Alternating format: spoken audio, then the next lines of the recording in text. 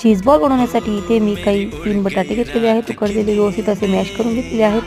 त्याचबरोबर मी त्यात बारीक चिरलेला कांदा, बारीक चिरलेली शिमला मिरची, थोडेसे वाटाणे, मक्की असा कापून टाकलेला आहे। त्याचबरोबर त्यात थोडीशी चवीनुसार मीठ टाकायचं आहे, ऑर्गेनो फ्लेक्स, आपला चिली फ्लेक्स, त्याचबरोबर त्यामध्ये आपल्याला थोडंसं पिझ्झा सीझनिंग असेल ते देखील टाकायचं आहे, थोडंसं ब्रेड क्रम्स आणि थोडंसं चीज देखील किसून टाकायचं आहे। आता हे सगळं झाल्यानंतर चीज क्यूब्स टाकून आपल्याला त्याचे असे गोळे बनवून घ्यायचे।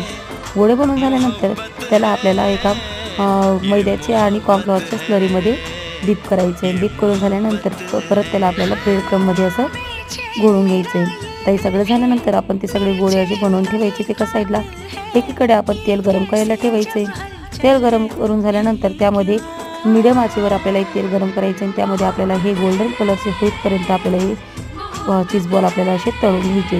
तर ते मस्तपैकी आपले चीज बॉल हे